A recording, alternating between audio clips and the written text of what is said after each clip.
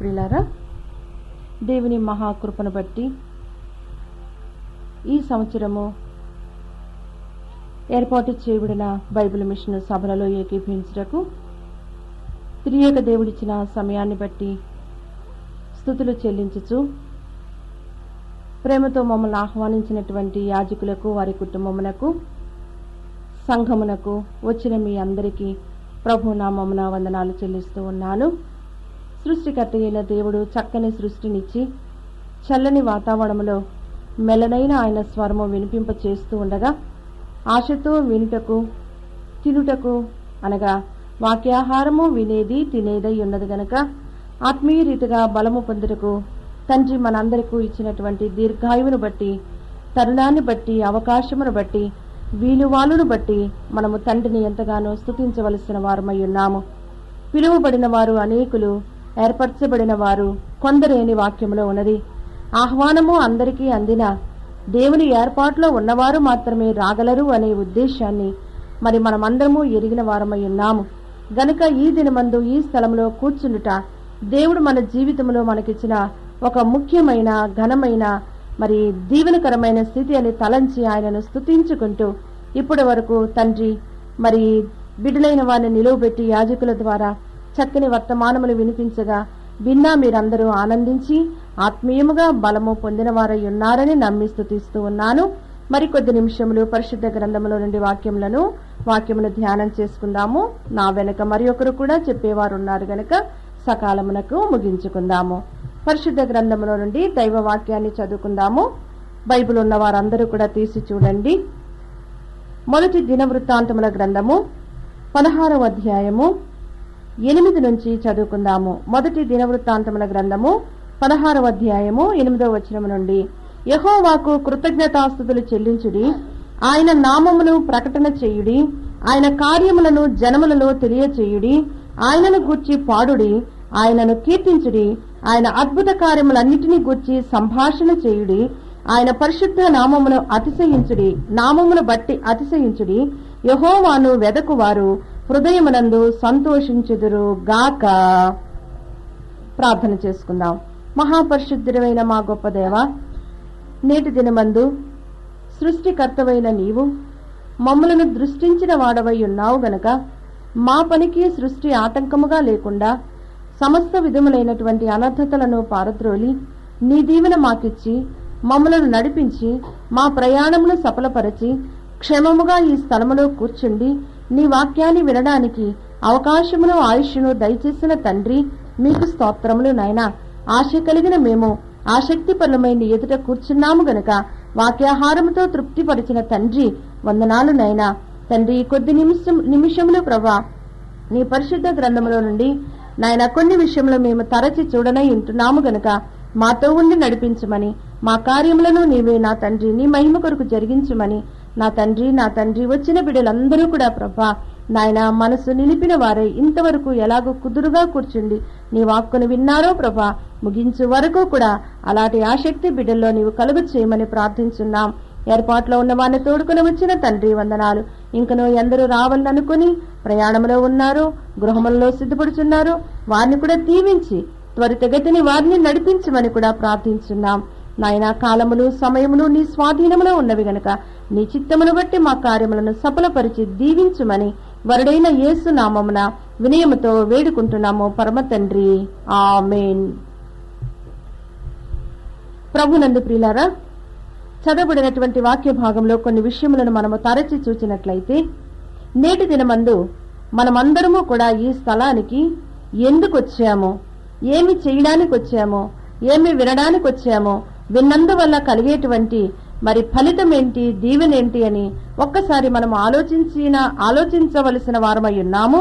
అలాగూ ఆలోచించిన మీదట మరి మనకు కలిగేటువంటి దీవెనేదో మరి ఒకసారి మనం అందుకొని వెలుటకు సంసిద్ధులమై ఉన్నాము గనక చదవబడిన వాక్య భాగంలో మనము చూచినట్లయితే మొదటిగా కృతజ్ఞతాస్తుతులు చెల్లించుడి అనగా దేవుని సన్నిధికి మనం ఎందుకు వచ్చాము అంటే పొందిన మేలును బట్టి, ఆయన ఇచ్చిన దీవెనను బట్టి, సంతోషమును బట్టి ఆయనకు కృతజ్ఞత చెల్లించుటకు వచ్చి ఉన్నాము గనక మొదటి పని, ప్రభా నన్ను నీవు జ్ఞాపకం చేసుకున్నావు, నన్ను ఈ స్థలానికి రావడానికి నీవు ఇష్టపడ్డావు, నేను రావడానికి నీవు నాకు తగిన అర్హతనిచ్చావు, తోడుకొని వచ్చావు, నీకు వందనాలని మొదటగా ఆయన మనకిచ్చి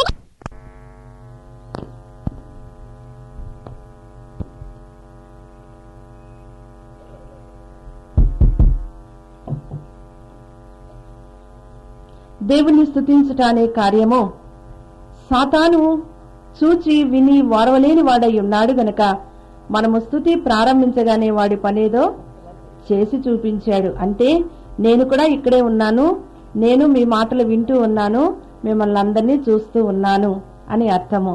ఎక్కడ దేవుని పని జరుగుతూ ఉందో ప్రక్కనే సాతానుడు ఒక పాకా వేసుకుని కూర్చుంటాడంట. ఎందుకంటే మనందరినీ కూడా వాడి జట్టులోనికి తీసుకువెళ్లడానికి. గనుక ప్రియులారా, ఇక్కడ మనం చూసినట్లయితే జనకుని ఇష్ట జనము వచ్చు, తనకు ఇష్టము కాని జనమును దరికి రానివ్వడు అనే పాట మనం పాడుకుంటూ ఉన్నాము. గనుక మనము దేవుని ఏర్పాటులో ఉన్నాము గనక, ఆయన ఇష్టములో మనం ఉన్నాము గనక ఆయన సన్నిధికి మనము రాగలిగి ఉన్నాము. కాబట్టి రాలేని వారి స్థితి ఏంటి? దేవుని ఇష్టంలో వారు లేరేమో, లేక దేవుని చిత్తములో వారు లేరేమో. ఒకానొక దినమందు మీటింగ్ జరుగుతుంటే ఒక అమ్మాయి మీటింగ్ కు రాలేదు. అప్పుడు వెళ్లి, అమ్మా నువ్వెందుకు రాలేదు అంటే, మీరు ప్రార్థన చేస్తారు కదా, ప్రభువా నీ ఇష్టమైన వారిని నడిపించు, నీకు ఇష్టం కాని వారిని రానివ్వద్దని. కాబట్టి ఒకవేళ నేను దేవుని ఇష్టంలో లేనేమో అందుకే రాలేదు అన్నది. ఆ మాట అన్నప్పుడు అనేవారికి ఎంత బాధ, వినేవారికి ఎంత బాధో కదా. అయితే అలాంటి దుస్థితి లేకుండా దేవుడు మనలను ఆయన యొద్దకు తోడుకుని వచ్చినందుకు మొదటిగా ఆయనకు మనము కృతజ్ఞతాస్తుతులు చెల్లించవలసిన వారమై ఉన్నాము. ఎందుకు చెప్పండి? ప్రభువా నీ సన్నిధికి నన్ను రానిచ్చావు, నీ మాటలు వినడానికి ఇష్టం పుట్టించావు, అలాగే ఆయుష్కాలం ఇచ్చావు, ఆశ కలిగించావు. ఆశ ఉన్నంత మాత్రాన మరి ఇక్కడికి వస్తే ఆ శక్తి లేకపోతే ప్రయోజనం ఉండదు కదా. బల నిండా ఆహార పదార్థాలుండి మనకు ఆకలి లేకపోతే సంతోషం ఉంటుందా? చూస్తూ కడుపు నిండుతుందా?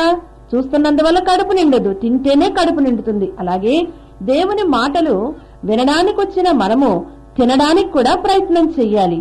కాబట్టి తిన్నందువల్ల ఆత్మకు బలం వస్తుంది. కాబట్టి ప్రియులారా, మొదటి మాట కృతజ్ఞతాస్తుతులు చెల్లించుడి. రెండవది చూసినట్లయితే ఆయన నామమును ప్రకటన చేయుడి. అంటే మనము విని మన మట్టుకు మనము సంతోషిస్తే అది దేవునికి మహిమ కాదు. కానీ మనము ఏమి విన్నామో, ఏమి నేర్చుకున్నామో, ఏమి మనము అనుభవించామో అది అనేకులకు మనము ప్రకటన చేయవలసిన వారముగా ఉన్నాము. మూడవది మనం చూసినట్లయితే ఆయన కార్యములను జనములలో తెలియచేయుడి. అయితే మనం వచ్చాము, రానివారు అనేక మంది. మరి ఏం జరిగింది అక్కడ, ఏం చెప్పారు, ఏమి నేర్చుకున్నారు అని అడిగినప్పుడు మనం ఏం చేయాలి? జనులలో ఆ విషయాన్ని ప్రకటించవలసిన వారమై ఉన్నాము, తెలియచేయవలసిన వారమై ఉన్నాము. మరి ఒకటి చూసినట్లయితే ఆయనను గూర్చి పాడుడి. మీరందరూ పాడడానికే వచ్చారా, పాడితే వినడానికి వచ్చారా? పాడడానికే వచ్చారు కదా. కాబట్టి దేవుణ్ణి మరి స్తుతించినందువల్ల లేక పాడినందువల్ల, ఆయనను కీర్తించినందువల్ల దేవుడు మనకి ఎన్నో దీవెనలు ఇచ్చేవారై ఉన్నారు. దైవజనులైన తండ్రి గారు అన్నారు, స్తుతి స్థితిని మార్చేదై ఉన్నది అని. కాబట్టి మనము దేవుణ్ణి స్తుతిస్తూ ఉంటే మన స్థితి ఎలా ఉన్నా దేవుడు ఒక మంచి స్థితిలోనికి మనలను నడిపించువారై ఉన్నారు గనక ఇక్కడ స్తుతి సాగదు, మనము వెళ్ళు అక్కడ స్తుతి సాగను, ఇక్కడనే స్తుతి చేయ. కాబట్టి ఇక్కడ మనం నేర్చుకుంటే అక్కడ చేయగలము గనక ఇక్కడే మనము నేర్చుకోవాల్సిన విషయాలను మన దైవజనులైన తండ్రి గారు మనకి ఎన్నో నేర్పించారు. మరి ఒకటి చూసినట్లయితే ఆయనను కీర్తించుడి. ప్రభు యొక్క కీర్తిని, ఆయన నామమును ఘనతను అనేకులకు మనము తెలియచేయవలసిన వారమై ఉన్నాము. ఇంకొకటి చూసినట్లయితే ఆయన అద్భుత కార్యములన్నిటినీ గూర్చి సంభాషణ చేయుడి. కాబట్టి ఇప్పుడే మనము ఒక అద్భుత కార్యాన్ని చూచాము, లేక ఒక గొప్ప సాక్ష్యాన్ని విన్నాము. ఏం విన్నాము? 20 సంవత్సరాల వరకు బిడ్డలు లేనటువంటి ఆ తల్లికి దేవుడు గర్భఫలము ఇచ్చారు అని మనం విన్నాము. అలాగే బహిరంగంగా చూచాము. చూచిన మనము బయటికి వెళ్లి చెప్పకుండా ఉంటామా? ఉండలేం కదా. ఎవరైనా వచ్చి అమ్మా బిడ్డలు కావాలి ప్రార్థన చెయ్యండి అని ఎవరన్నా మనల్ని కోరుకుంటే వెంటనే మనం ఏం చేస్తాము? వీరి యొక్క సాక్ష్యాన్ని వారికి తెలియచేస్తాము. కాబట్టి ఇక్కడ ఒక మాట ఏముందంటే, అద్భుత క్రియలన్నిటిని గూర్చి సంభాషణ చేయుడి. అలా చేసినందువల్ల దేవునికి మహిమ, మనకు దీవెన అని మనము నేర్చుకునవలసిన వారమై ఉన్నాము. ప్రియులారా, ఈ మధ్య కాకాని స్వస్తిశాలలోనికి ఒక వృద్ధురాలు ఒక పసిబిడ్డను తీసుకుని, సుమారు ఒక 6-7 నెలల వయసు కలిగిన బిడ్డను తీసుకుని వచ్చి, నేను కూడా సాక్ష్యం చెప్తాను అని అందరికంటే ఆలస్యంగా వచ్చి తొందర చేసింది. అప్పుడు సమయం అయిపోయింది గనక ఇంకొక వారం రామ్మాని వారిని ఎంత బ్రతిమిలాడినా వినలేదు. చివరికి గట్టిగా ఒక మాట అన్నది. ఏమంటే, అమ్మా, నాకు వివాహం అయ్యి 40 సంవత్సరాలైంది, ఇప్పుడు దేవుడు నాకు బిడ్డనిచ్చారు అని చెప్పింది. వెంటనే ఎక్కడో అక్కడ ఆగిపోయాం. ఎప్పుడు కాకాని చరిత్రలో జరగని ఈ విషయము ఆ తల్లి చెప్పగా వినగానే అందరం కూడా ఆశ్చర్యపడ్డాం. ఏంటి సంగతి అంటే, ఆమెకు 11 సంవత్సరాలకు వివాహం జరిగిందంట. మహమ్మదీయ వృద్ధురాలు ఆమె. అయితే 11 సంవత్సరాల వయసులో ఆమెకు వివాహం జరిగితే ఇప్పుడు ఆమెకు 51 సంవత్సరం. ఇప్పుడు దేవుడు ఆమెకు బిడ్డనిచ్చారు. ఆమె సాక్ష్యము వట్టిదా? అప్పుడు నమ్మలేక మేమన్నాము, ఈ సాక్ష్యం మీ ఊరి వారందరికీ తెలుసా అంటే అందరికీ తెలుసు. అయితే నువ్వు వచ్చే వారం వచ్చి అందరికీ కనబడి మరలా చెప్పమ్మంటే, అమ్మా నేను పుట్టింటికి నిద్రలకు వెళ్తున్నాను, బిడ్డను తీసుకుని వచ్చినప్పుడు నేను తప్పక చెప్తాను. ఆలోచనకర్త బలవంతుడైనా ప్రభు, నిత్యుడగు తండ్రి సమాధానకర్త నా దేవుడు. కనుక మన దేవుడు ఆశ్చర్యకరుడు, ఆశ్చర్యమైన కార్యాలు చేసేవాడు. ఇంకా ఆలోచనకర్త. మనకు ఆలోచన లేని సమయంలో ఏమి చెయ్యాలి అనే అర్థము కాని అయోమయమైన సమయంలో ఏం చెయ్యాలో తెలియచేసే ఆలోచనకర్త. అలాగే బలవంతుడైనటువంటి దేవుడు నిత్యము మనతోనే ఉండే సమాధానకర్త. మనను విడువక ఎడబాయక మనను ప్రేమించే మన దేవుడు గొప్ప దేవుడు అని మనము రుచి చూచిన వారమై ఉన్నాము. కాబట్టి మరి ఒకటి చూసినట్లయితే, ఆయన అద్భుత క్రియలన్నిటిని గురించి సంభాషణ చేయుడి. మరి ఒక విషయము, ఆయన పరిశుద్ధ నామమును బట్టి అతిశయించుడి. అతిశయించుట అంటే గర్వించుట. దేనిని బట్టి మనకు గర్వం అమ్మా? పరిశుద్ధ నామమును బట్టి మనకు గర్వం. ఇశ్రాయేలీయుల చరిత్ర మీరు చూచినట్లయితే ప్రియులారా, వారికి ఎప్పుడూ కూడా అతిశయం, గర్వం. ఏంటి అంటే, మేము ఏర్పాటు జనాంగము, దేవుడే మాకు గొప్ప ఆధిక్యత ఇచ్చాడు, మా అంత జ్ఞానులు లేరు, మా అంత అందమైన వారు లేరు, మా అంత బలవంతులు లేరు అనేటువంటి అతిశయము వారికి ఎప్పుడూ ఉంటూ ఉన్నది అని మనము గ్రహించవలసిన వారమై ఉన్నాము. మరి ఒకటి చూసినట్లయితే, ఏర్పాటు జనాంగముతో సమానమైన వారసత్వం సంపాదించుకున్న ఏర్పాటు బిడ్డలమైన బైబిల్ మిషన్ వారమైన మనకు కూడా ఏముంది? అతిశయం ఉంది. ఏంటి అతిశయం? ఎవరిని చూసుకొని? చాలా మంది అంటారు, ఎవరిని చూసమ్మా నీకు ఇంత గర్వం అంటారు. ఎవరిని బట్టి? మన దైవజనును బట్టి. కాబట్టి ప్రియులారా, కావలసినవన్నీ దైవజనులు మనకు దాచిగించారు. ఆయన కన్నీరే మనకు ఆస్తై ఉన్నది గనక ఆయన సన్నిధిలో, దైవ సన్నిధిలో మరి దైవజనులైన తండ్రి గారు ఉండి కార్చే కన్నీటిని బట్టి మనమందరము కూడా నేటి దినము వరకు అతిశయించే వారమై ఉన్నాము. గనక దైవజనులు మరి దేవుని పాదాలు పట్టుకొని, ప్రభువా నా బిడ్డలను దీవించండి, ఇదే ప్రార్థన అస్తమానం చేస్తూ ఉంటారంట. ఒకసారి ప్రభు అన్నారంట, దేవదాస్ నీ బిడ్డలను దీవించినంతగా లోకములో నేను మరెవ్వరినీ దీవించలేదు. ఎంత గొప్ప సాక్ష్యం. కాబట్టి బైబిల్ మిషన్ వారమని చెప్పుకోవడమే మనకు ఒక అతిశయము, ఒక గర్వము. ఎందుకంటే ప్రభువే సాక్ష్యం ఇచ్చారంట, బైబిల్ మిషన్ వారిని దీవించినంతగా నేను మరి ఎవ్వరినీ దీవించలేదు. కావాలంటే మీరు చూడండి, ఏ దేశానికి వెళ్లి చూసినా, ఏ పట్టణంలో, ఏ పల్లెలో చూసినా బైబిల్ మిషన్ యొక్క పని ఎంత అధికంగా వృద్ధిగా ఉన్నది అన్నది మరి బహిరంగముగా లోకానికి కనబడే ఒక సాక్ష్యం అని మనము ఎరిగిన వారమై ఉన్నాము. గనక ఇక్కడ మనం చూసినట్లయితే, ఆయన పరిశుద్ధ నామమును బట్టి అతిశయించుడి. అతిశయించుడు నాకు తగదు గాని నేను అతిశయిస్తున్నానని వాక్యములో లేదా? ఎవరన్నారు ఈ మాట?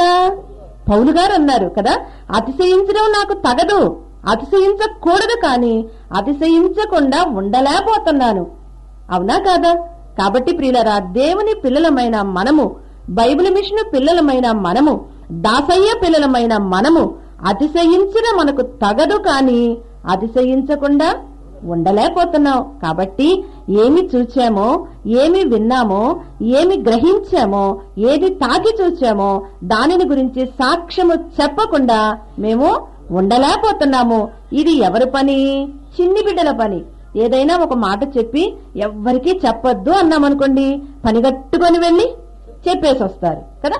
కాబట్టి శిష్యులైన వారు కూడా, వారు ఎంతగా దేవుని చేత ప్రేమించబడిన వారైనా వారు చిన్ని బిడ్డలు గనక దేవుడే అన్నారు, పిల్లలారా అని పిలిచారు గనక పునరుద్ధానము తరువాత వారి దగ్గరకొచ్చి, పిల్లలారా మీ దగ్గర ఏమైనా ఉన్నదా అని అడిగితే వెంటనే వారు ఏమన్నారు?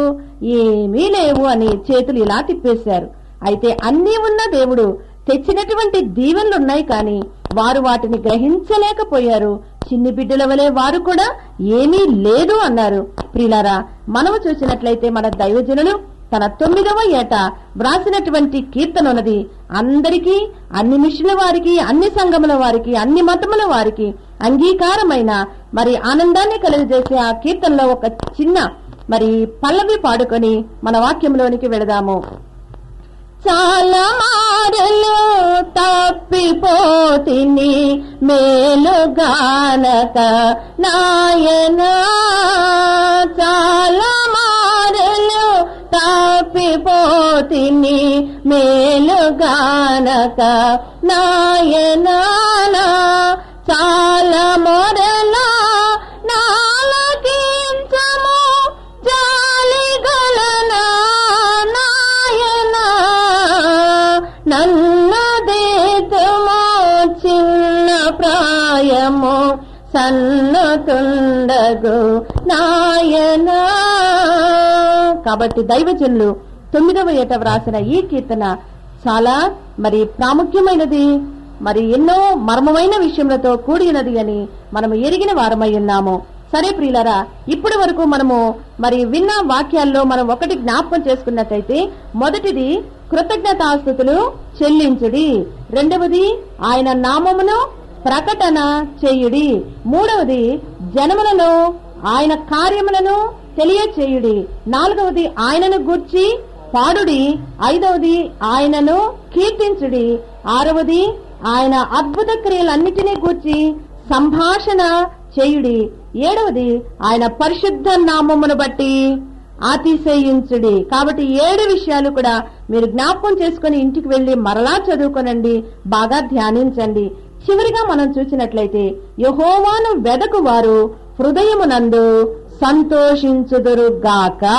కాబట్టి ఆయనను వెతుక్కుంటూ వచ్చాము, ఆయన మాటలు వినాలని వచ్చాము, ఆయనను గూర్చి తెలుసుకోవాలని వచ్చాము, ఆయన ఇచ్చే దీవెన అందుకోవాలని వచ్చాము. వచ్చిన మనకు ప్రయోజనం ఏంటి అని కొన్ని విషయాలు మనము ధ్యానం చేసుకున్నట్లయితే ప్రియులారా, ఇక్కడ సంతోషము అనే మాట మనకు కనబడుతూ ఉన్నది. ఎప్పుడు సంతోషము అంటే, ప్రభువును మనము వెదకినప్పుడు సంతోషం, వెదకిన దానిని కనుగొన్నప్పుడు సంతోషం, అలాగే దానిని గురించి తెలుసుకున్నప్పుడు సంతోషం, గ్రహించినప్పుడు సంతోషం. కాబట్టి ఇన్ని విషయాలను మనము చూస్తూ ఉన్నాము గనక, వెదకువారు హృదయమునందు సంతోషించుదురు గాక. కాబట్టి సంతోషము లేని మనకు ఆయన దగ్గరకు వస్తే సంతోషం ఉంటుంది, మరి సహాయము లేని మనకు ఆయన యొద్దకు వస్తే సహాయం ఉంటుంది, అలాగే ఆదరణ లేని మనకు ఆయన యొద్దకు వస్తే ఆదరణ ఉంటుంది, అప్పులున్నా మనకు ఆయన దగ్గరకు వస్తే అప్పు తీరుతుంది, సంతానం లేని మనకు ఆయన దగ్గరకు వస్తే సంతానం కలుగుద్ది, గృహాలు లేని మనకు ఆయన యొద్దకు వస్తే గృహాలు వస్తాయి. కాబట్టి ఏది కావాలన్నా ఇచ్చే దేవుడు మన యొద్ద ఉన్నారు, మన ఎదుట ఉన్నారు, మనతోనే ఉన్నారు గనక దీవెనలు అందుకోవడానికి ఆయన సన్నిధికి మనం వచ్చి ఉన్నాము. ఇట్టి ధ్యానము చేయుచుండినా మీలోని భక్తి గట్టి పడును కాలక్రమమునా, ఇట్టి ధ్యానము వలన మీకు ఎట్టి అప్పులైన తీరును. దైవజనులు, ఇట్టి ధ్యానము వలన మీ భక్తి ఏమవుతుందంట? గట్టి పడుతుంది. పాకం మంటెక్కువైపోతే గట్టిగైపోదా? అలాగే శ్రమొచ్చే కొలది, దేవుణ్ణి ధ్యానించే కొలది మనకున్న భక్తి కూడా ఏమైపోతుందంట? గట్టి పడిపోద్ది. భక్తి గట్టి పడిపోతే ఎట్టి కార్యమైనా తప్పగా జరుగుతుంది. చివర్లో రాశారు ఏమని? ఇట్టి ధ్యానము వలన మీకు వట్టి మాట వట్టిదగును. కాబట్టి వట్టి మాట వట్టిదైపోద్ది. కాబట్టి గట్టిగా ఉండాలని కోరుకునే వారలారా, వట్టి మాటలను విడిచి గట్టి మాటలను పట్టుకునండి. అప్పుడు మీరు కూడా ఏమైపోతారు? గట్టివారైపోతారు. కాబట్టి ఇట్టి ధ్యానము వలన భక్తి గట్టిపడినట్లుగానే దైవ ధ్యానాన్ని బట్టి మరి గట్టైన భక్తిని, అలాగా గొప్ప భక్తి పరులుగా లోకంలో మీరు దేవుని ఎదుట సాక్షులుగా జీవించాలని కోరుకుంటూ ఉన్నాము. అయితే ఇక్కడ మనం చూసినట్లయితే అసలు సంతోషం అనేది మనకు ఏ దినమందు దొరుకుతుంది? మరి రోజంతా లేక దినములంతా బ్రతుకు దినాలన్నిటిలో కూడా బాధ అనుభవించి కన్నీరు కార్చే మనము ఒక్క దినము ఆ బాధ మరిచి సంతోషంగా ఉంటాం. ఆ దినమే ఏ దినము? పండుగ దినం కదా. అది ఏ పండుగైనా సరే మనం ఏం చేస్తాము అంటే, మరి బ్రతికినంత కాలము బాధ దుఃఖము కలిగి ఉన్నా పండుగ రోజు కూడా ఏడ్చేవారు ఉంటారా? ఉండరు కదా. కాబట్టి పండుగ దినము సంతోషము కలిగించే దినమయ్యున్నది. కాబట్టి ప్రియులారా, సంతోషంగా ఉన్నాము అంటే మనం ఏం చేసుకున్నట్లు? పండగ చేసుకున్నట్లే. చేతి నిండా డబ్బుంటే, మరి కుటుంబంలో ఏ బాధలు లేకపోతే ఆ దినం మనకు ఎలా ఉంటుందంట? పండుగ దినంగా ఉంటుంది. కాబట్టి పండుగ దినమందు మనము సంతోషించే వారమై ఉన్నాము. బైబిల్ మిషన్ పండుగలలో ఒక గొప్ప పండుగ ఉన్నది. దైవజనులైన తండ్రి గారు మనకు చెప్పినటువంటి విషయంలో, మరి మీరు క్రైస్తవులైన వీరు లేక దేవుని పిల్లలైన మీరు, దేవుణ్ణి వెంబడించే మీరు ఎన్నో పండుగలు చేసుకుంటూ ఉంటారు గనక ఆ పండుగలలో ఇది కూడా ఒక పండుగగా ఆచరించమని మనకు ఒక పండుగల గురించి నేర్పించారు. ఏంటి ఆ పండుగ? తైలాభిషేక పండుగ. 40 దినములు కూడా మరి నిష్ఠతో మోషే గారిని ధ్యానం చేసుకుని మరి సుఖోపవాసము చేసి 40 దినములు తీరిన మీదట ఒక పండుగ చేసుకున్నాము. ఆ పండుగ పేరు తైలాభిషేక పండుగ. అనగా మరి దేవుడే బయలుపరచగా దైవజనులైన తండ్రి గారిని నూనెతో అభిషేకించి ఆ దినమందు పండుగ చేసినట్లుగా కనబడుతూ ఉన్నది. ఇది వాక్యానుసారమైనదా కాదా అని అనేకులు చాలా విధాలుగా తర్కించారు. కానీ మరి ఆ ప్రభు యొక్క మరి చూడండి, శిలువ మరణమునకు పూర్వము కొన్ని దినముల క్రిందట మరియా తైలముతో ప్రభువును అభిషేకించింది. అలాగే దైవజనని కూడా మరి ఈ రీతిగా సన్నిధి పరులైన వారు తైలము వేసి అభిషేకించినట్లుగా చూస్తూ ఉన్నాము. మరి ఒకటి మనం చూసినట్లయితే దైవజనులు అభిషేకించబడిన వారైతే మరి మనమందరం కూడా అభిషేకించబడిన వారమే. తండ్రి రాజు అయితే బిడ్డ రాజు కదా.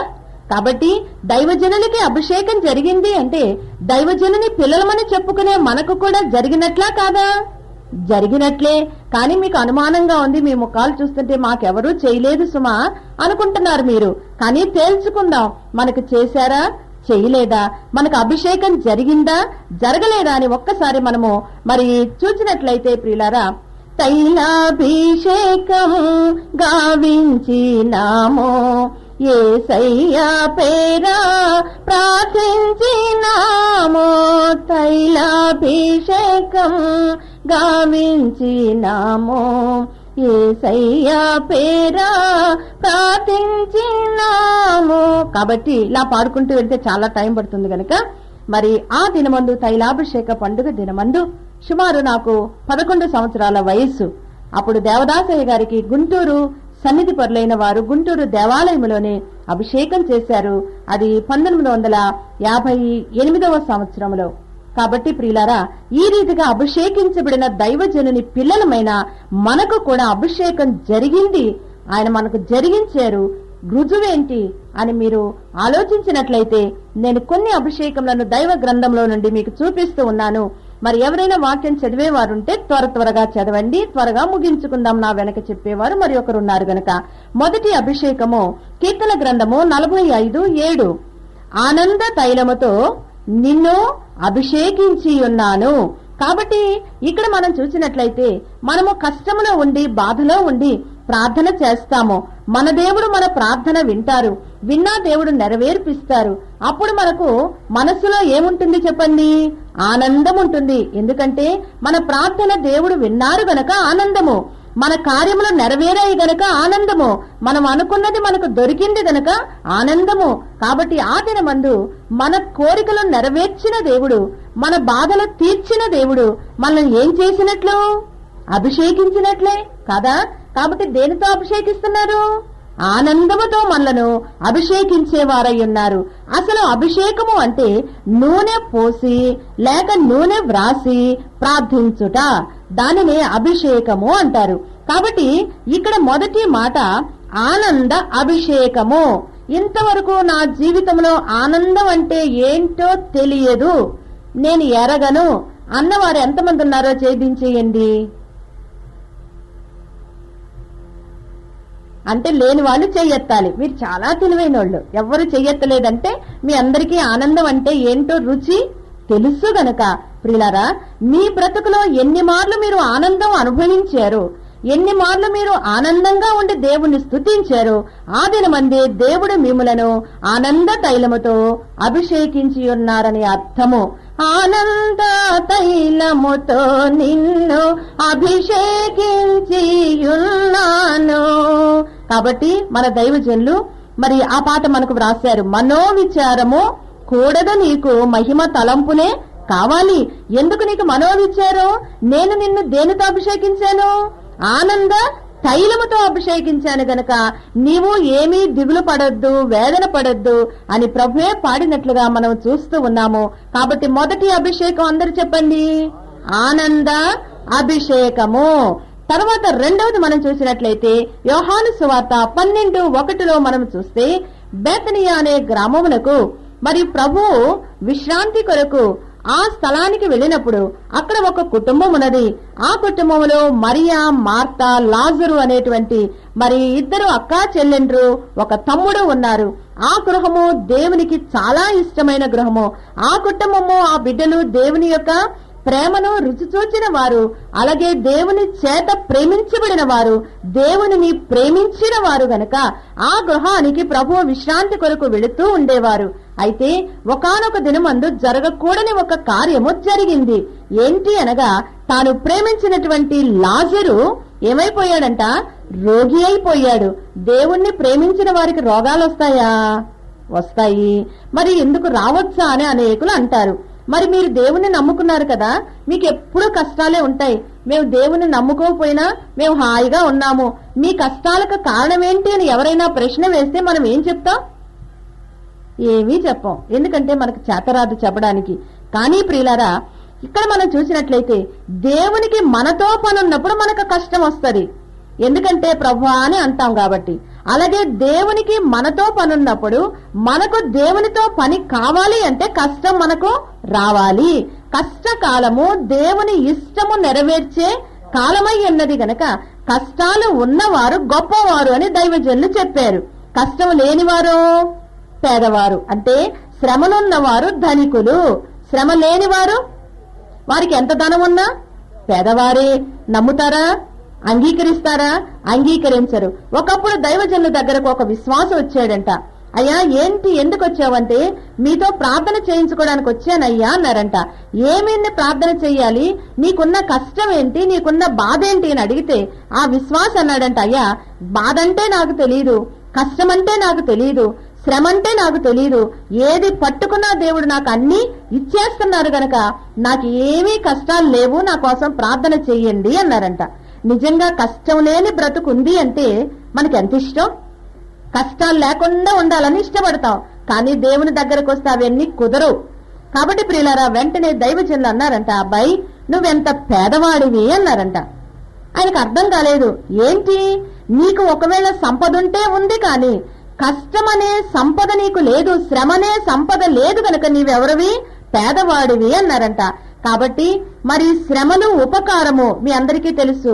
శ్రమలు ఆత్మకు శృంగారము అనే పాట మనం పాడుకుంటూ ఉన్నాం గనక ప్రియులారా, ఇక్కడ మనం చూసినట్లయితే మరి వారు కష్టం లేదు గనక పేదవారైపోయారని దైవజనులు అన్నారు.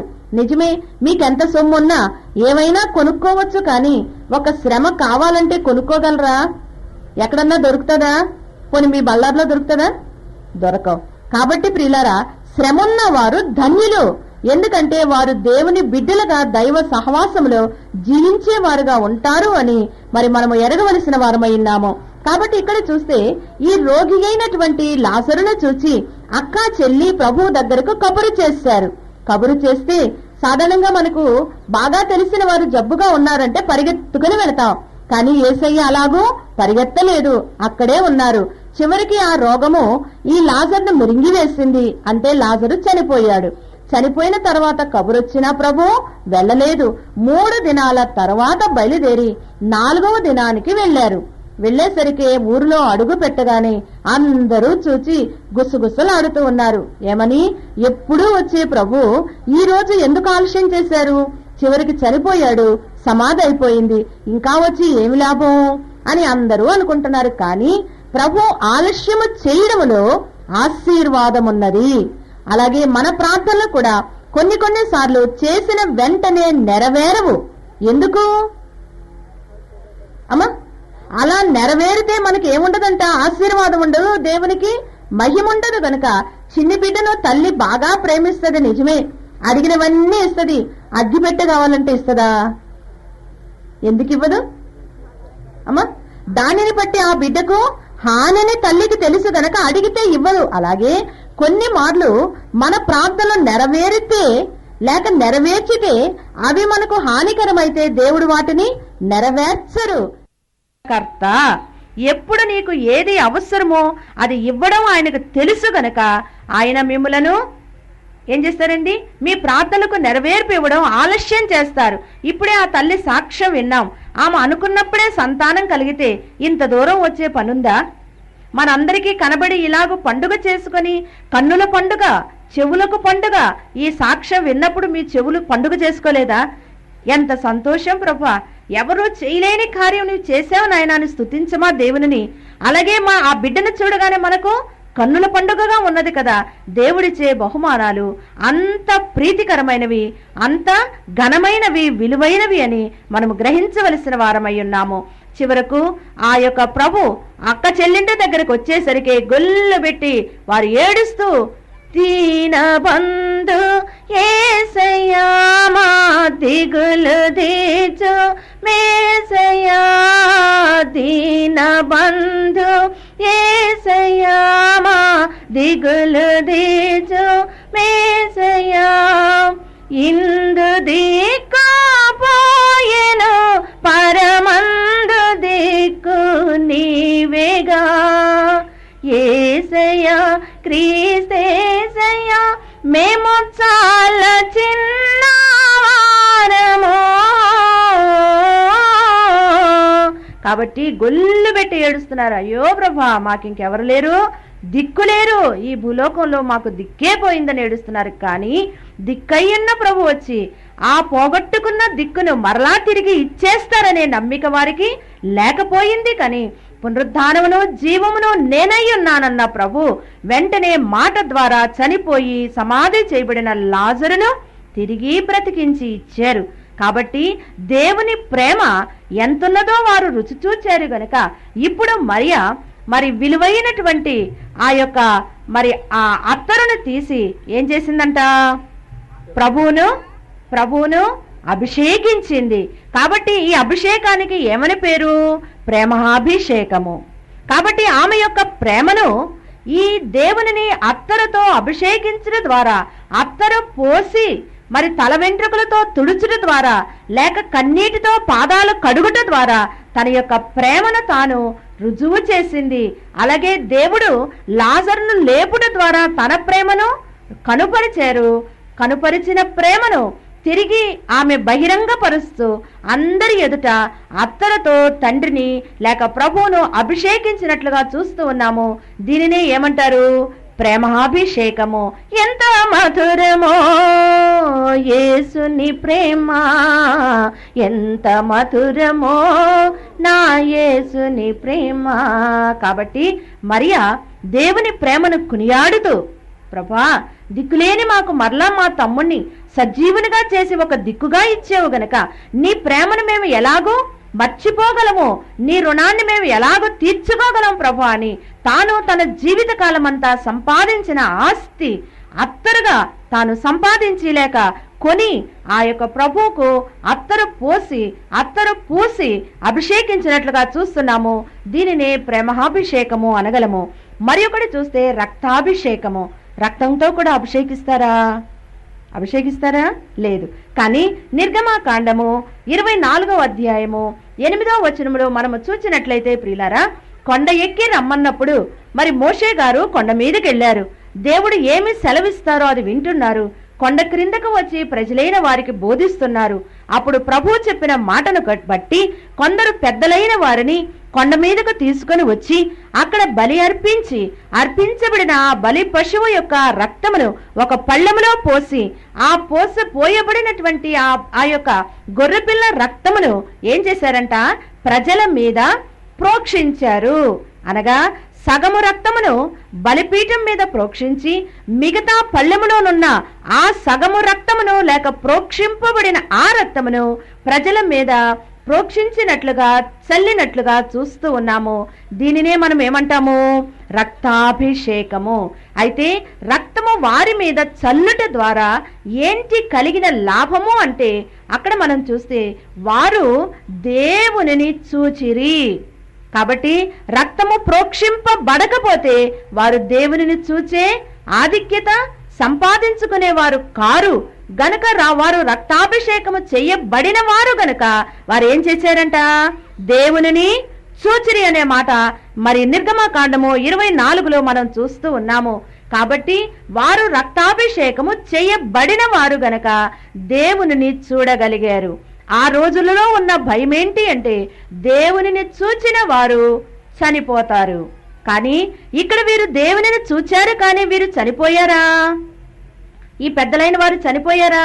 చనిపోలేదు అనడానికి రుజువేంటి? చివరిలో ఉంది, వారు అన్నపానములు పుచ్చుకొనిరి. చనిపోయిన వారు అన్నపానాలు పుచ్చుకోలేరు, కానీ వీరు అన్నపానములు పుచ్చుకున్నారు అంటే వారు బ్రతికింపబడిన వారు, బ్రతికిన వారై ఉన్నారు అని రుజువు మనం చూస్తున్నాము. మరి ఒకటి చూసినట్లయితే ప్రోక్షింపబడిన రక్తమును బట్టి పెద్దలైన వీరు చివరిలో చూస్తే ప్రధానులైపోయారు. అక్కడే మీరు ఇంటికి వెళ్ళి చదువుకోండి సుమా. ఈ కొండ మీదకి ఎక్కినప్పుడు వీరు పెద్దలు, రక్తము ప్రోక్షింపబడక ముందు వరకు వీరు పెద్దలే, కానీ రక్తము ప్రోక్షింపబడిన తర్వాత ఆ రక్తము వారిపై చిలకరింపబడిన తర్వాత వీరేమైపోయారు? ప్రధానులైపోయారు. దేవునిని చూచిన వారైపోయారు. దేవుని సన్నిధిలో భుజించిన వారయ్యారు. క్రిందికి వచ్చేటప్పుడు వారు ప్రధానులైపోయారు. గనుక ప్రియులారా, మరి ఈ యొక్క బళ్ళారి సభలకు వచ్చిన మీరు కూడా మొదటిగా మీకు ఆనందముతో దేవుడు అభిషేకించేవారై ఉన్నారు. ఆనంద తైలముతో దేవుడు మిమ్ములను అభిషేకించేవారై ఉన్నారు. రెండవది చూస్తే ఆయన ప్రేమతో మిమ్ములను అభిషేకించేవారై ఉన్నారు. మూడవది చూస్తే ఆయన రక్తముతో కూడా మిమ్ములను అభిషేకించువారై ఉన్నారు. కాబట్టి మీరు వెళుతూ నూనెతో ఈ సిలువ ముద్ర వేసుకుని వెళుతూ ఉన్నారు. అది ఏంటి?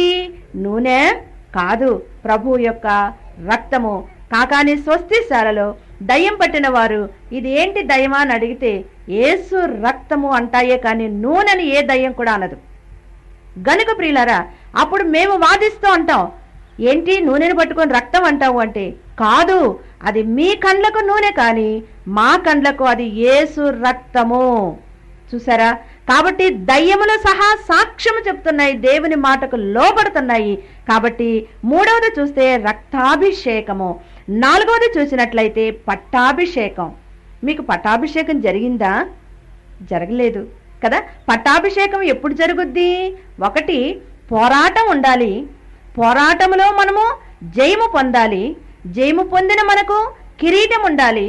కిరీటం ఉన్న మనకు సింహాసనం ఉంది. సింహాసనం మీద కూర్చుంటేనే పట్టాభిషేకం ఉంది. కాబట్టి మీకు పట్టాభిషేకం జరగాలి అంటే మీరు ఏమి తెచ్చుకోవాలి?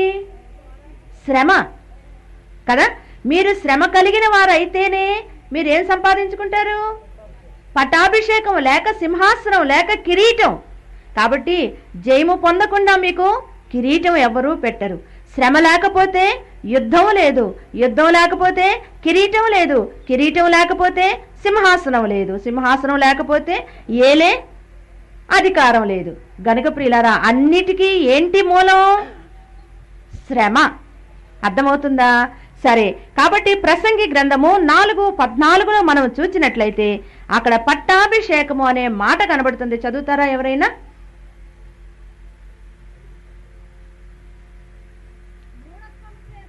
4:14 అట్టివాడు తన దేశమందు బీదవాడుగా పుట్టినను ఆ పట్టాభిషేకమునందుటకు. కాబట్టి ప్రియులారా, ఇక్కడ ఏం కనబడుతుంది? ఒకవేళ తాను బీదవాడైనా వాడు ఏం పొందడానికి అర్హుడు? పట్టాభిషేకం పొందడానికి అర్హుడు గనుక వాడు ఎక్కడి నుండి తీసుకురాబడతాడు? చదువుమా. చెరసాలలో నుండి. చెరసాలలో నుండి బయలు వెళ్ళును. అవునా? చెరసాలంటే ఏంటి? శ్రమే కదా. కాబట్టి చెరసాలనబడిన ఆ శ్రమలో ఉన్న మనకు పట్టాభిషేకము పొందే స్థితి దేవుడు ఏం చేస్తారు చెప్పండి? చెరసాలలో నుండి, అనగా శ్రమలో నుండి మనల్ని బయటకు తెచ్చి మనకేమిస్తారు? పట్టాభిషేకం అనే గొప్ప ధన్యకరమైన స్థితిని మనకిస్తారు. అయితే ఒకప్పుడు శిష్యులైన వారు మత్తయి సువార్త 19:28 ప్రభు దగ్గరకు వచ్చి అంటూ ఉన్నారు, ప్రభా మేము అన్నీ విడిచిపెట్టి వచ్చాము, మాకేమిస్తావు అని తేల్చుకుంటున్నారు ప్రభు దగ్గర. అప్పుడు ప్రభు ఏమన్నారు? యేసు వారితో ఇట్లా, నేను ఆ ప్రపంచ పునర్జన్మ మందు, అక్కడ అంత చివరిలో చదువుమా, ఆ సింహాసనాలు ఇస్తాను అన్నారు. వారు ఏం కావాలి ఇప్పుడు? వారికి నిన్ను వెంబడిస్తున్నాం ప్రభా, మాకేమిస్తావు? మీరు మీ అయ్యగారిని ఎప్పుడన్నా అడిగారా? అంత దూరం నుండి మరి బైబిల్ మిషన్ సభలకు, స్వస్తిశాలకు మేము వచ్చాము, అయ్యగారండి మాకేమిస్తున్నారు, ఏమిస్తారు అని అడిగారా మీరు ఎప్పుడన్నా? మీరు అడగలేదు, ఎందుకంటే మీరు గొప్పోళ్ళు కాబట్టి. కానీ శిష్యులు అడిగారు ప్రభువును, ఏమని? ప్రభా అన్ని విడిచిపెట్టేసి వచ్చాం, మాకేమిస్తాం? తేల్చుకోవాలనుకున్నారు జీతం ఎంత అని. కానీ ప్రభు అన్నారు, మీకు 12 సింహాసనాలు ఇస్తాను, 12 మందికి అధికారం ఇస్తాను, మీకు పట్టాభిషేకం చేస్తాను అన్నారు. అసలు వీరెవరు? చేపలు పట్టుకునేవారు. ఇప్పుడు చేపలు పట్టుకునే వీరికి ఏమొచ్చేసింది? పట్టాభిషేకం వచ్చింది. ఎంత గొప్పతనం కదా, అవునా కదా? వీరు ఏం వదిలిపెట్టొచ్చారు? చేపలు వదిలిపెట్టారు, వలలు వదిలిపెట్టారు. సరే, మీరు వదిలిన చేపలను వలలను మళ్ళా మీకు ఇస్తాను అంటే వారికి సంతోషం ఉండేది కాదు. కానీ వారి ఊహించనటువంటి ఒక స్థితిని దేవుడు వారికి తెలియచేస్తూ అన్నారు, మీ 12 మందికి 12 సింహాసనములను ఇస్తాను. ఎంత గొప్ప దేవుడో చూచారా? కాబట్టి ఇక్కడ పట్టాభిషేకం అనే మాట మనకు కనబడుతూ ఉన్నది. చివరికి ఇంకోటి చూస్తే తైలాభిషేకము. 23 కీర్తన గ్రంథము 23:5 మనందరికీ తెలిసిన మాటే. నూనెతో నా తల అంటి ఉన్నావు, నా గిన్నె నిండి పొర్లుచున్నది, నేను బ్రతుకు దినములన్నీయు కృపాక్షేమములే నా వెంట వచ్చును. కాబట్టి ప్రియులారా, ఇక్కడ చూస్తే నూనెతో అభిషేకించుటను తైలాభిషేకము అంటారు. కాబట్టి దైవ సాన్నిధ్యమునకు వచ్చి దైవ సహవాసంలో ఉన్న మనందరికీ కూడా దేవుడు ఏమిస్తారు చెప్పండి? మనకి ఏం చేస్తారు? తైలాభిషేకం చేస్తారు. 3వ రోజు మీరు తిరిగి వెళ్ళేటప్పుడు ఏమి తీసుకొని వెళ్తారు? ఆశీర్వాదం తీసుకువెళ్తారు కదా. కాబట్టి ఆశీర్వదించేవారు ఎవరు? పాద్రి గారా? దేవుడే. దేనితో అభిషేకిస్తున్నారు మిమ్మలను? తైలముతో. ఆ తైలములో ఏముంది? ఆనందం ఉంది, సంతోషం ఉన్నది, అన్ని అర్హతలు ఉన్నాయి, అన్ని ఆధిక్యతలు ఉన్నాయని మనము మరి తెలుసుకునవలసిన వారమై ఉన్నాము.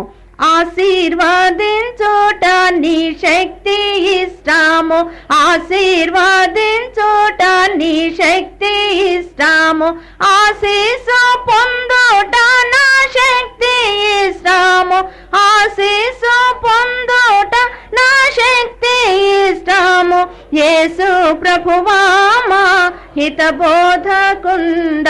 కాబట్టి 3వది మనం చూసినట్లయితే, మరి ఇక్కడ మనము 5వ అభిషేకం చూసినట్లయితే మరి తైలాభిషేకము, ఆయన తైలముతో మనల్ని అభిషేకించేవారై ఉన్నారు. అలాగే మనం మరి ఇంకా కీర్తన గ్రంథంలో మనం చూస్తే పరిశుద్ధ తైలముతో నిన్ను అభిషేకించానని 92వ అధ్యాయంలో కూడా మనకు కనబడుతున్నది. కనుక ప్రియులారా, అభిషేకములను గురించి మనం ఇంతవరకు తెలుసుకున్నాము. మరి ఒకటి మనం చూసినట్లయితే యెషయా గ్రంథము 1:6, అరికాలు మొదలుకొని తల వరకు స్వస్థత కొంచెమైనను లేదు. ఎక్కడ చూచినా గాయములు, దెబ్బలు, పచ్చి పుండ్లు. అవి పిండబడలేదు, మెత్తన చేయబడలేదు. ఇంకా కట్టబడలేదు, తైలముతో మెత్తన చేయబడలేదు. చూడండి ప్రియులారా, నడినెత్తి మొదలుకొని అరికాలు వరకు గాయములు. ఎలాంటి గాయాలు? పచ్చి గాయాలు. అవి ఎలా ఉన్నాయి? పిండబడలేదు, తైలముతో మెత్తన చేయబడలేదు, కట్టబడలేదు. అలాంటి స్థితి మీలో ఎవరికైనా ఉందా? ఎవ్వరికీ లేదు కదా. కానీ ఇక్కడ మనం చూసినట్లయితే పచ్చి పుండ్లు, పచ్చి గాయములు. కానీ యాకోబు పత్రిక 5:14 చూసినట్లయితే మరి ఒకటి మనకు కనబడుతున్నది, నూనె వ్రాసి ప్రార్థించుట. దేని మీద? రోగులైన వారి దగ్గరకు వెళ్ళి నూనె వ్రాసి ప్రార్థించుట అనే విషయాన్ని ఈ యొక్క పత్రికల పాఠంలో యాకోబు పత్రిక 5:14 మనం చూస్తున్నాం. మీలో ఎవడైనను రోగి అయి ఉండినా ఆ సంఘపు పెద్దలను పిలిచి ప్రభు నామమున నూనె వ్రాసి ప్రార్థించవలెను. కాబట్టి ప్రియులారా, ఇప్పుడు దేనికి అభిషేకం? గాయములకు అభిషేకం. అవునా? ఎప్పుడన్నా విన్నారా గాయాలకి అభిషేకం జరుగుద్దని? వినలేదా? గాయం అనేది ఎప్పుడు వస్తుంది? పోరాటం ఉన్నప్పుడు కదా.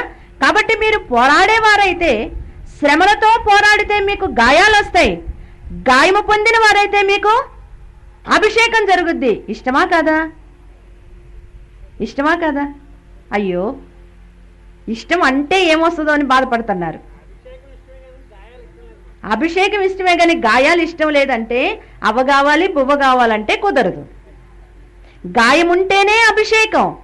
సరే, గాయముంది, నీకు అభిషేకించబడ్డావు, గాయము మానిపోయింది, కానీ ఏముంటుంది? మచ్చుంటది కదా. కాబట్టి మచ్చ పోవాలంటే ప్లాస్టిక్ సర్జరీ వచ్చింది ఇప్పుడు, మచ్చలన్నీ పోవాలని. ఎంత సర్జరీ చేసినా మచ్చే.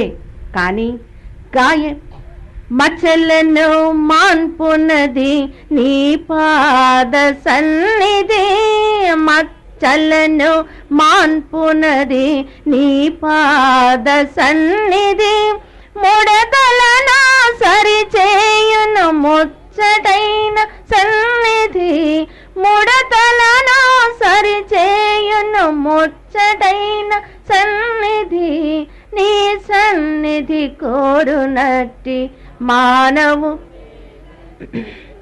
కాబట్టి సన్నిధి అంటే అంటూ ఉంటే ఏంటి అర్థం తెలియని వారు ఏంటమ్మా మరి బైబిల్ మిషన్ వారు ఎప్పుడు చూసినా సన్నిధి అంటారు అంటే ఏంటో తెలియదు అని అనేకులు మనల్ని ప్రశ్న వేస్తారు.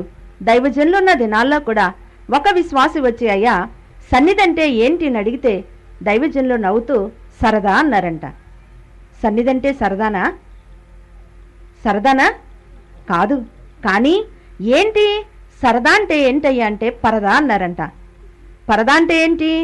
ఏదో ఒక పట్టా వేసుకుని దైవ సాన్నిధ్యంపై వెళ్ళి దేవాది దేవుని భూలోకమునకు దించి ఆయనతో మాట్లాడుటే సరదా, అదే పరదా అన్నారంట. కాబట్టి దేవుని సన్నిధి మచ్చలను మాన్పేది. కాబట్టి ఆ పోరాటాన్ని బట్టి గాయపరచబడిన నీవు తైలము చేత అభిషేకించబడిన వాడవై ఉన్నావు అనగా నీ గాయములకు అభిషేకం జరుగుతూ ఉన్నది. అదే మరి ఒకటి మనం చూసినట్లయితే నూనె వ్రాసి ప్రార్థించుట. చివరిగా ఒక విషయాన్ని చూద్దాము. 1 పేతురు పత్రిక 2:9 చీకటిలో నుండి ఆశ్చర్యకరమైన తన వెలుగులోనికి మిమ్ములను ఆ పిలిచిన వాని గుణాతిశయములను ప్రచురము చేయుటకు ఆ ప్రచురము చేయు నిమిత్తము ఆయన మనలను రాజులుగాను యాజకులుగాను ఏం చేశారంట? అభిషేకించారు. ఇంకా అభిషేకాలు చాలా ఉన్నాయి, కానీ సమయము చాలినంత లేనందువల్ల ఇంతటితో ముగించుకుందాం ప్రియులారా. కాబట్టి ఒక్కసారి అభిషేకములన్నీ జ్ఞాపకం చేసుకునండి. ఆనందాభిషేకము, ఇంకా ప్రేమాభిషేకము, రక్తాభిషేకము, పట్టాభిషేకము, తైలాభిషేకము, ఇంకా గాయములకు అభిషేకము.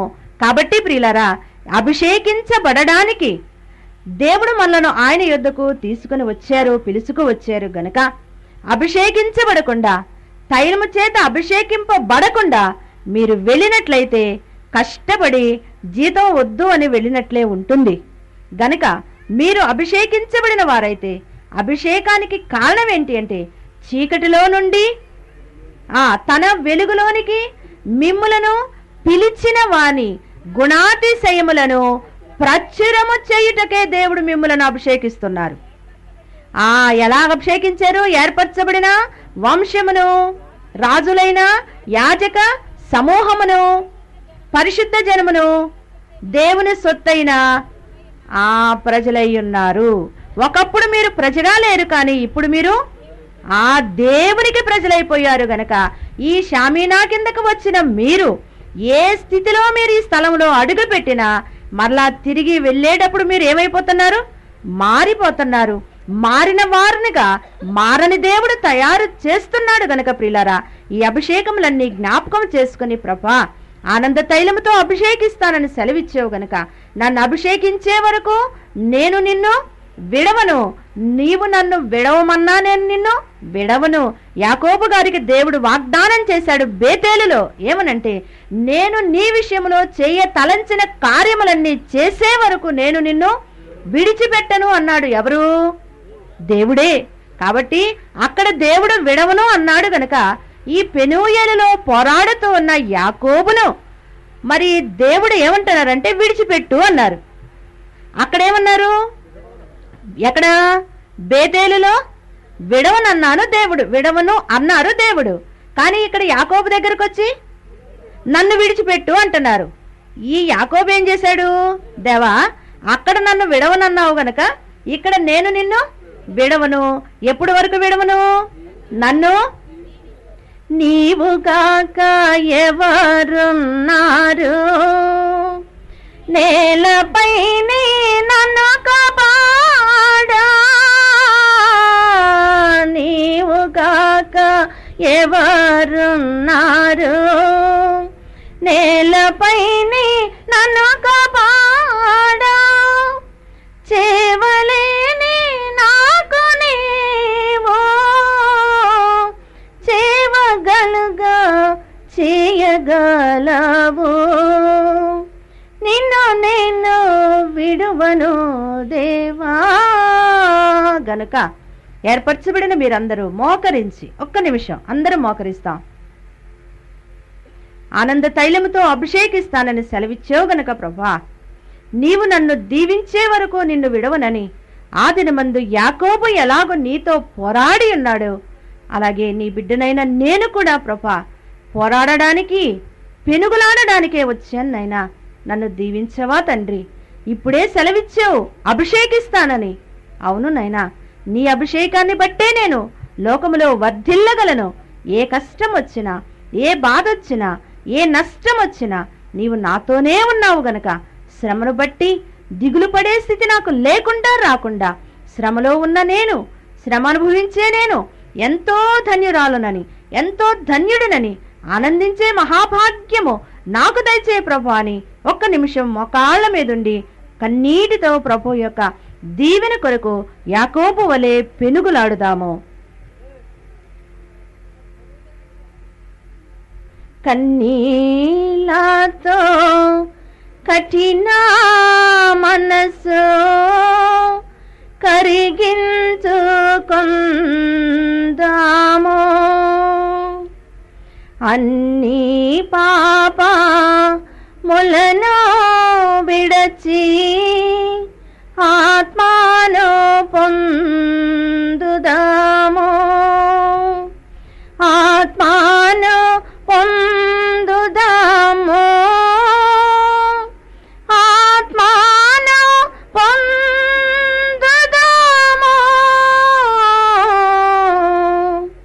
దేవా రాజా పుత్రులమై తేజారిల్లుదాము. మహాపరిశుద్ధుడైన మా గొప్ప దేవ, నీ కృపచేత చల్లని వాతావరణాన్ని ఇచ్చి మెల్లనైన నీ స్వరముతో మాతో మాట్లాడుటకు నువ్వు ఇష్టపడే దేవుడు అని ఆది తల్లిదండ్రులకు ఏదైనా తోటలో ఎలాంటి ఆనందాన్ని ఇచ్చేవో ప్రభా, ఈ దినమందు ఈ విశాలమైన ఈ భూభాగములో నీ దాసుని ద్వారా ఏర్పరచబడిన ఈ సభలలో ఏకీభవించే మహాభాగ్యమును నాకు ఇచ్చి నీ వాక్యమును మాకు వినిపించి తినిపించి ఆత్మీయముగా బలపరిచి శ్రమలో ఉన్న ఆనందాన్ని బట్టి అభిషేకించబడిన వారముగా తిరిగి వెళ్ళగలిగినందుకు నీ కృప మాతో ఉంచి నడిపించుమని వరుడైన యేసు నామమున వినయముతో వేడుకుంటున్నాం పరమ తండ్రి, ఆమేన్. కూర్చోనండి. మరి నేటి దినమందు ఈ కొద్ది సమయము దైవవాక్యమును పంచుకొనుటకు అవకాశమును కలిగించిన త్రియేక దేవునికి ప్రేమతో మమ్మల్ని ఆహ్వానించి ఆతిథ్యం ఇచ్చి మమ్మలను మరి ఈ స్థలానికి నడిపించడానికి కారకులైనటువంటి మరి యాజకులైన అయ్యగారికి, అలాగే తోటి సేవకులకు, యాజకులకు, అభిషక్తులకు, ఆశతో వినడానికి వచ్చిన మీ అందరికీ ప్రభువు నామమున వందన మరణాతలు చెల్లిస్తూ ఉన్నాను. మరణాత.